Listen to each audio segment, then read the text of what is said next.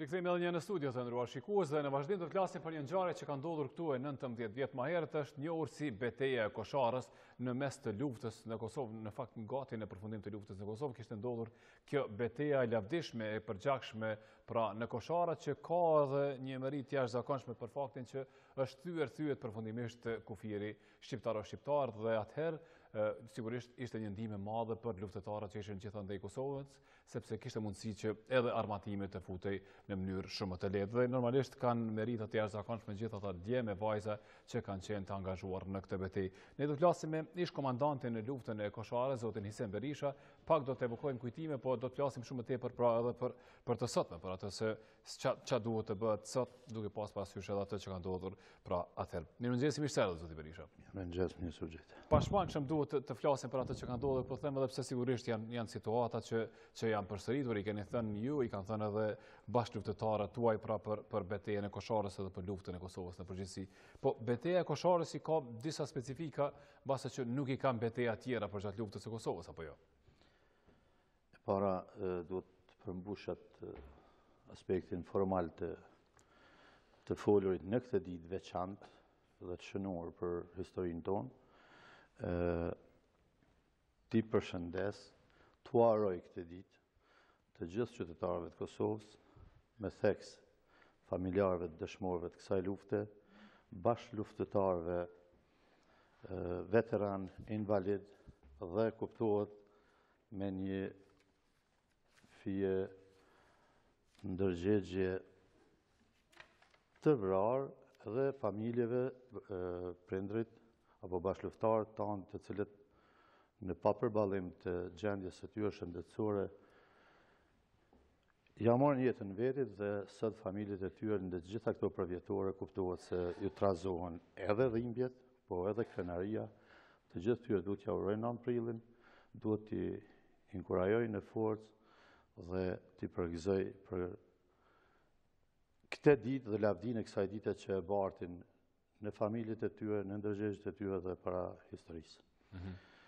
Po, betejë e Kosharës ishte në luftë në vazhdimsi të luftës së përgjithshme të ushtrisë çlimtare të Kosovës që ndodhi në vitet 98-99 apo më saktë me fillim në nëntorin e 97-s dhe kjo ishte një përmbyllje e suksesshme apo një veprim dhe akt strategjik dhe taktik në periudhë gjatë zhvillimit të luftës që i dha një kurs dhe një dimension tjetër më të fuqishëm, më të organizuar në aspektin institucional dhe me sistem zjarri dhe fuqi që i sfidoi dhe i solli parathyrjes edhe vetë ato ushtrinë hyjnore, si quheshin edhe të pathyrshmit ish armatën jugoslave.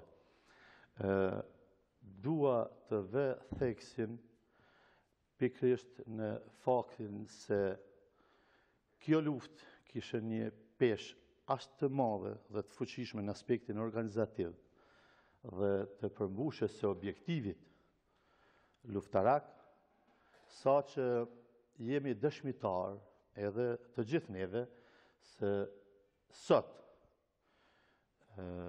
politikan, ushtarak, opinionist e tjerë serbë dhe në Serbi përmes mediave të ndryshme, po pretendojnë që ta glorifikojnë atë sulm në atë mas të atill sa që të arsytojnë humbjen dhe thyrjen e tyre në Kosharë. Në fakt kishin pasur humbje të mëdha atëherë apo jo? Ata kanë pas humbje të cilat edhe sot e kësaj dite i mbulojnë, por që pikërisht në këto emisionet e tyre që vazhdimisht po i proklamojnë, po del në pa se humbjet e tyre ende nuk i kanë bërë publike. Arsyet i kanë të tyre, mund t'i paragjykojmë se janë arsye për të fshehur dëshpërimin e familjeve serbe që kanë humbur djemt në luftën e Kosharës, por atë që dua ta vë në pa është se humbjen, thyrjen e kësaj ushtrisë hyjnore në frontin e Kosharës po mundohen ta mbulojnë, duke prezantuar luftën e Kosharës si një sulm nga forca të shumta të organizuara, jo vetëm të UÇK-s. Jem dëshmitar se në filmin Paka o Kosharë, po edhe në emisione direkte të ushtarakëve të lartë që kanë udhëhequr luftën atëherë, e që janë edhe sot gjallë, thuhet se sulmi I parë në frontin e Kosharës kanë sulmuar deri në 4.000, siç I quajnë ata terroristë. Ndërsa deri në fund të luftës thot kanë arritur deri në 7.000 terroristë. Vetëm në atë betejë. Vetëm në atë betejë. Kjo tregon se sa të mërshëm ata kanë përjetuar atë sulm. Kjo tregon se aty kanë dështuar dhe janë thy ajo ushtria hyjnore I Sharmos Jugoslave. Kurse unë dua ti demantoj me përgjithësi të plotë, me fakte të dokumentueshme, se ditën e sulmit të 9 prillit dhe të heqjes me forcën e armës të vijës kufitare të prishjes së integritetit territorial të Serbisë përkatësisht Republikës Federative të Jugosllavisë të hershme dhe sovranitetit politik të saj, e kemi realizuar me rreth 300 luftarë, saktësisht me 256 luftarë, përfshi këtu edhe shërbime dhe komandë. Kjo që I bie 20 e sa fish më pak se thonë ata. Kjo vetë vend pa fuqinë, taktiken, sistemin e zjarrit, strategjinë që është përdorur dhe mënyrën se si është organizuar kjo luftë. Prandaj kjo datë, kjo luftë, jo e zvethuar nga lufta përgjithshme ushtrisë shlimtare të Kosovës, do të mbetet dhe do të hyjë në vlerat dhe që mbajtë pozicionin në pjedestalin e nderit të lavdisë të kombi dhe kuptohet të historisë sonë. Për të ndalë edhe pak të e që e thatë, humbjet kanë qenë të mëdha sigurisht apo jo, edhe në njerëz, edhe në nuk e di, në mjetet të tjera materiale apo jo artilleri ushtarake. Gjua ushtarake është ngojherë dhe eftoft dhe në aspektin emocional dhe familjar vjen ndesh me emocionet tona. Humbjet janë të mëdha për çdo luftetar që e kena humbur ne. Se ka peshën e vetë, janë heroj, janë dëshmorë të lirisë tonë. Por në rasportet ushtarake, duke ditur kë kemi pas përballë, dhe deri në çfarë niveli është komanduar vetë komandanti I Korpusit Prishtinës, Vladimir Lazarevici, rangu I ushtarakëve që ka komanduar dhe numri I forca në bazë të hartave dhe dokumenteve, tregon se bilanci luftarak ne dalim të fituar. Edhe pse atje janë humb figura të mëdha, djem të mirë që do t'i vlerësoj për herë populli dhe historia për sakrificën që ka bërë për lirinë e Kosovës. Prandaj kjo është ajo e cila duhet na bëj edhe familjarët që sot e ndjejnë më shumë se kur humbjen e djemve të tyre, prindërve të tyre, që të ndjehen krenar, sepse këta do të jenë gardianët ashtu siç ishim atëherë, kur u mor kazerma e parë ushtarake dhe që në doktrinat ushtarake quhet ushtri e dështuar, ajo ushtri që I merret kazerma, dhe u bë fortesa e parë mbrojtëse e identitetit territorial dhe lirisë Kosovës, ashtu këta emra do të mbesin të skalitur gjithmonë në themelet e lirisë Kosovës dhe ne do të mundohemi të jemi gardianët e këtyre vlerave të lirisë. Pra sa do të kemi hapësirë dhe mundësi të veprojmë. Në mënyrë me betejën e Kosharës u thy pak a shumë, normalisht ishte thyer edhe më herët, po u thy po them përfundimisht ai miti që kjo është një ushtri e pamposhtur që nuk mund të thehet nga një ushtri siç ishte ushtria shqiptare e Kosovës. Nga kondi sot është të vështirë me përjetu krenarinë e atyre momenteve kur shef një ushtri hyjnore e cila ka pretenduar se është e pathyeshme në një situatë dhe në situata të mjerueshme çfarë kemi pa ne atëherë. Duke ikur. Jo, duke ikur, po në gjendje të mërësisht mjeruse. Do të isha turpru dhe kur do të kisha mbajt uniforma zgrad ushtarake, sikur të kisha qenë udhëheqës se jashtë ushtrie në të për ju po flas. Po, ushtarët që ishin të angazhuar në këtë betejë, ishin ushtarë që vinin nga vendet të ndryshme të botës, apo jo? Që nga Amerika, shtetet të ndryshme të Evropës, por, nuk e di, edhe nga brenda, nga Kosova, nga Shqipëria. Brigada që ka zhvillu luftimet në frontin e Kosharës, ka një historik të krijimit, zhvillimit dhe luftimeve, domethënë janë themeluar në vitin 98, kanë hyrë në Kosovë dhe kanë zhvilluar luftimet në vitin 98 në territorin e Dugaxhinit, janë të njohura shumë luftime dhe betejë kryesisht në territorin e Dugaxhinit. Kosharja është vetëm një vazhdimsi dhe një aksion më mirë I organizuar dhe kuptohet se I ka dhënë një dimension tjetër edhe përfundimit të luftës. Goditje përfundimtar dhe forcat serbe definitivisht janë thyer. dhe e kanë parë si vetën si të pafuqishme me vazhdu. Dhe ishte një motiv shumë i madh, mandej të gjithë ushtarët që ka qenë një motivim i madh. Po edhe për faktin që siç e thashë më herët që kishte mundësi të furnizojë më shumë ushtria shënimtare e Kosovës. Çështja e furnizimit, çështja e organizimit të luftimit, është çështje mençurisë të ushtarakëve që kanë udhëheqë luftën. Do të thotë, do të ishte për gjykim në qoftë se do të ndodhte ndryshe dhe s'do të ndodhte në këtë formë siç ka ndodhur, sepse është udhëheqë nga oficerët që kanë njoft artin ushtarak, artin luftarak. Dhe domosdoshmë se edhe rrugët e furnizimit, edhe mbështetjes, edhe të organizimit, edhe të koordinimit me njësitë brenda vendit, por edhe me mekanizmat që drejtonin luftën, ka qenë në nivel profesional të lartë dhe prandaj edhe rezultati ka qenë i pashmangshëm. Ardhja e luftëtarëve ka qenë nga të gjitha trevat shqiptarës, po flas vetëm të Kosovës, por ka pas edhe luftëtarë nga popujt të ndryshëm, heronj që janë edhe gjallë sot. Po një italian aty apo për shembull. Ka dëshmor italian, ka dëshmor francez, të cilët i kujtojmë dhe i nderojmë gjithmonë, jo vetëm ata, por edhe popujt e tyre. Ka luftëtarë të mëdhenj, siç është Michael Spath, një shtetësi gjermane, por është përkatësi etnike amerikan, dhe është një luftëtar i jashtëzakonshëm, një hero, John Harrisoni që veç keni pasur Afganistani, e shumë luftëtarë tjerë që s'du t'u humbë meritat, po të gjithë ta meritojnë respekt e edhe absolutisht. drejtim institucional. Prandaj edhe i kujtojmë edhe do t'i kujtojmë sigurisht gjithmonë. Po u ndalem shumë sigurisht edhe te kjo betejë në programin e mëngjesit, normalisht i kemi pak minuta të kufizuar, po ju për shembull bashkëluftëtarët tuaj, komandantët, oficerët që udhëheqnit këtë betejë tashmë jeni në institucione apo jo, një pjesë dhe sigurisht tashmë po përshtateni dhe po e bëni më të mirë e mundshme në për këto institucione, po e themi.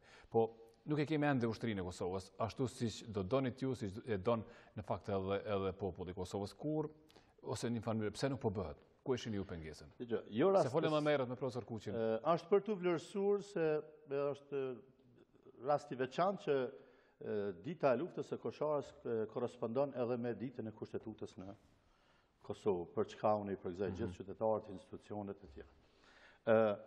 Ne që ishim pjesë e kësaj lufte dhe që ishim atëherë gardianet që garantonim luftën për çlirim të Kosovës, kuptohet gjithmonë në mbështetjen e aleatëve dhe miqve tonë prash.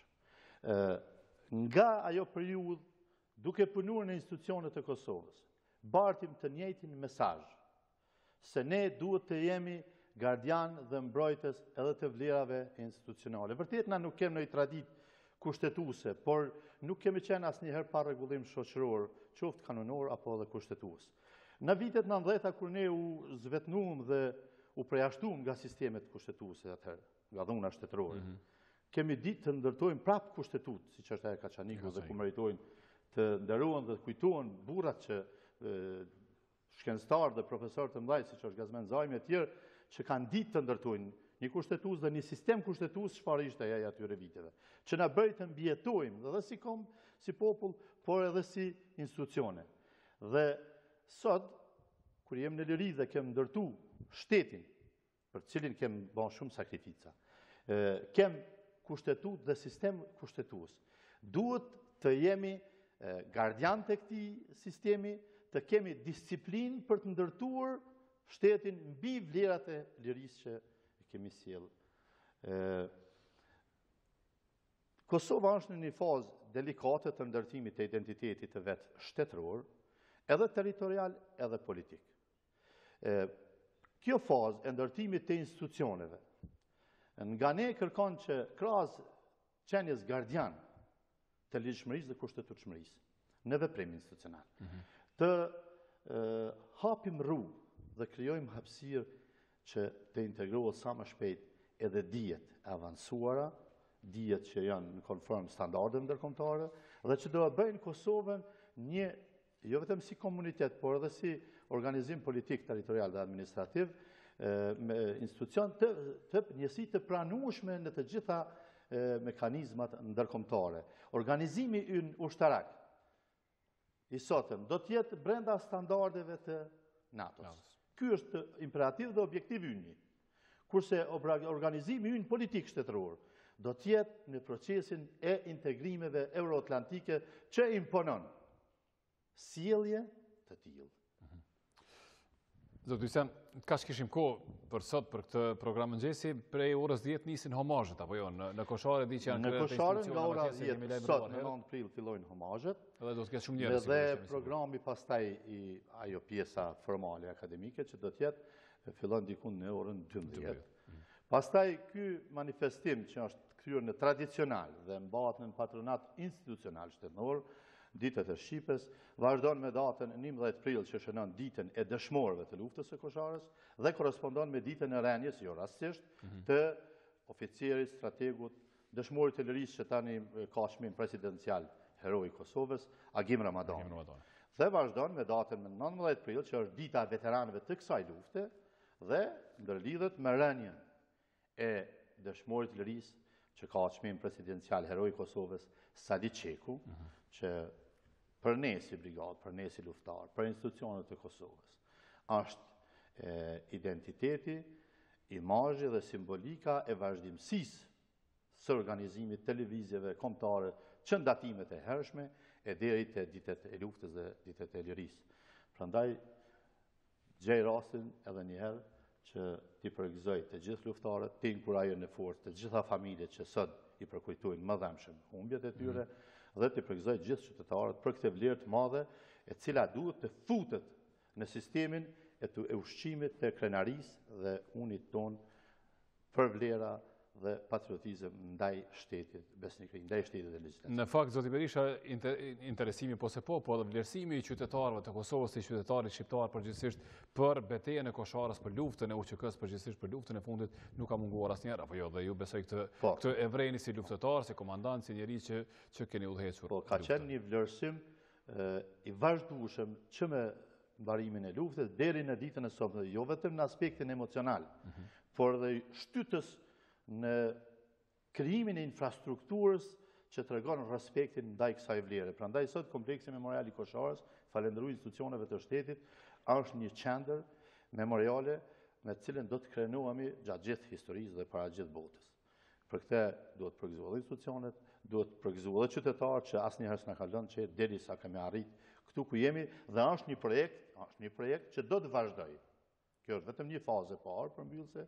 Tani do të vazhdoj me shtrijen e infrastrukturës në për vijat e frontit dhe ndërlidhen me pjesën e Malësisë ku i kemi pas vend bazimet kryesore të ushtrisë.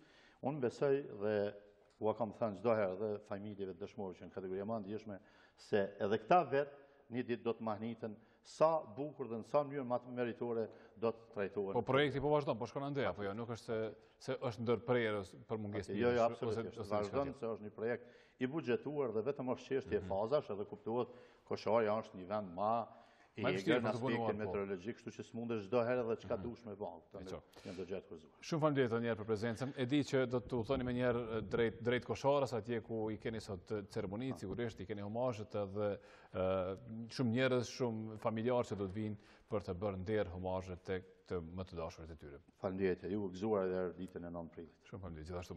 Të nderuar shikues, përmbyllim këtu me këtë pjesë, shkëputemi tani për pak nga studio e programit të mëngjesit për të ndjekur më pas edhe materiale tjera dhe biseda tjera që janë para parë për këtë edicion.